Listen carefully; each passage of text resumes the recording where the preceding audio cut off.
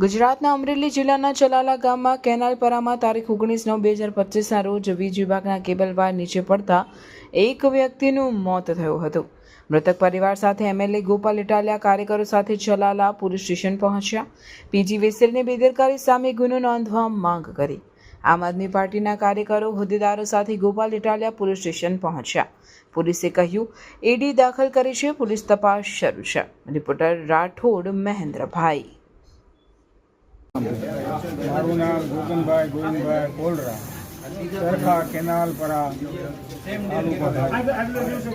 અમારે અહીંયા અમારા ભાઈ વાડીએથી આવતા હતા અને ઉપરથી જમ્પર વીજ તાર પડ્યો। હા, ઉપરથી જમ્પર આવ્યું। હા, લટકતું હા હા બોલો દાદા।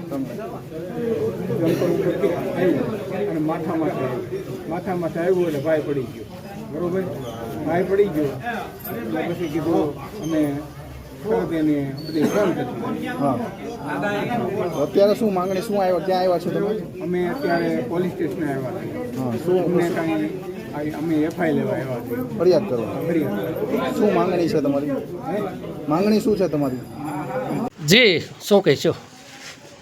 ગઈકાલે આ ચલાલા પંથકમાં કેનાલપર ગામમાં એક દુર્ઘટના બની। આ દુર્ઘટના એવી છે કે દેવાનંદભાઈ નામના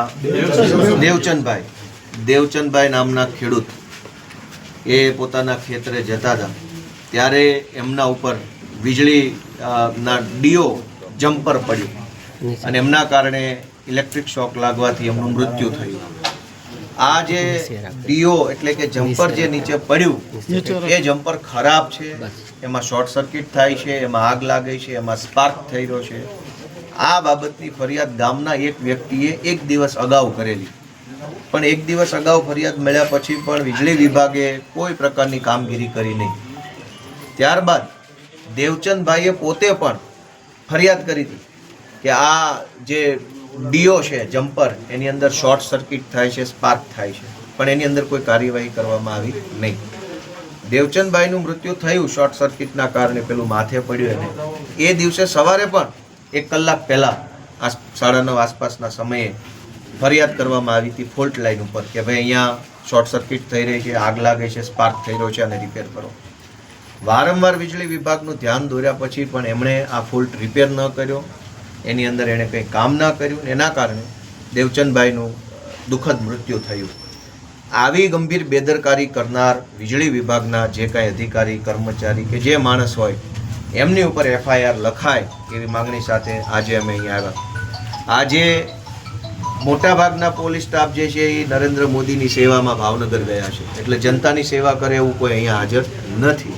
છતાંય જે ઇન્સ્પેક્ટર હાજર છે એમણે આજે 2 બાબતના પત્ર લખ્યા છે। એક કે વીજળી વિભાગના ફોલ્ટ લાઇનમાં ફોન જે કર્યા હતા દેવચંદભાઈએ અને અન્ય વ્યક્તિઓએ ફોન કરીને ફોલ્ટ લખાયો હતો, એની કોલ ડિટેલ રેકોર્ડ કાઢવા માટેનો પત્ર લખ્યો છે કે દેવચંદભાઈના મોબાઈલમાંથી કયા ફોનમાં ફોન ગયો, એ ફોન કોનો નંબર છે વગેરેની ડિટેલ માગવાનો ફોન કર્યો છે। અને બીજું કે આ ઘટના બન્યા પછી ઇલેક્ટ્રિકલ ઇન્સ્પેક્ટરની હાજરીમાં ઘટના સ્થળનું પંચનામું થવું જોઈએ, જે પંચનામું નથી થયું। ઇલેક્ટ્રિકલ ઇન્સ્પેક્ટર હજુ સુધી આવ્યા નથી। ઇલેક્ટ્રિકલ ઇન્સ્પેક્ટરનું પંચનામું થાય તે પહેલાં અહીંના સ્થાનિક વીજળી વિભાગના અધિકારીઓએ સ્થળ ઉપરથી બધું પુરાવાનો નાશ કર્યો છે, પુરાવા ખસેડી લીધા છે, નવા બધા સાધનો, નવા તાર, નવું જે કાંઈ આવતું એ લગાવી દીધું છે, જેથી કરીને હવે પછી સ્થળ તપાસ આવે ત્યારે ત્યાં બધું નવું દેખાય, સારું દેખાય। આ બાબતનો અહેવાલ માગવાની આજે અમે રજૂઆત કરી અને અહેવાલ માગવાનું કે ઇન્સ્પેક્ટરનું પંચનામું થયું છે કે નથી થયું, નથી થયું તો પછી સ્થળ ઉપરથી સામાન કેવી રીતે રિપેરિંગ કર્યો, શા માટે રિપેરિંગ કર્યો, ફોલ્ટ લાઇનમાં જે ફોલ્ટ લખાયો અને જે આગ લાગે છે, સ્પાર્ક થાય છે, ત્યાં સળગે છે, એવો જે ફોલ્ટ લખાયો એ ફોલ્ટ રિપેર કરવાની જવાબદારી જે અધિકારીની હતી એ કોણ છે, એ અધિકારી એણે શું કાર્યવાહી કરી આ ફોન આવ્યા પછી, એ તમામ બાબતનો વિગતવારનો અહેવાલ વીજળી વિભાગ પાસેથી આજે માગ્યો છે। કોલ ડિટેલની અંદર સાબિત થશે કે આ ફોન વીજળી વિભાગમાં જ હતો। અહેવાલ ઉપરથી નક્કી થશે કે જેની જવાબદારી રિપેર કરવાની હતી એણે રિપેરિંગ નથી કર્યું, એના બેદરકારીના કારણે આ ઘટના બની છે। ઓકે, મારું નામ ગોગનભાઈ ગોવિંદભાઈ પોલરા, ચરખા કેનાલપરા તાલુકો ધારી. અમારે અહીંયા અમારા ભાઈ વાડીએથી આવતા હતા અને ઉપરથી જમ્પર ઉપરથી જમ્પર આવ્યું તૂટી લટકતું નહોતું. જમ્પર ઉપરથી આવ્યું અને માથા માથે આવ્યું એટલે ભાઈ પડી ગયો. બરાબર, ભાઈ પડી ગયો એટલે પછી કીધું અમે તરત એને બધી ફોન કરી દીધા. અત્યારે શું માંગણી શું આવ્યો ક્યાં આવ્યા છે? અમે અત્યારે પોલીસ સ્ટેશન આવ્યા છીએ. અમને કાંઈ અમે એફઆઈ લેવા આવ્યા છીએ. ફરિયાદ કરો. આ ફરિયાદ કરવા. શું માંગણી છે તમારી? હે, માંગણી શું છે તમારી? કાયદેસરની કાર્યવાહી થાય એવી અમારી અપેક્ષા.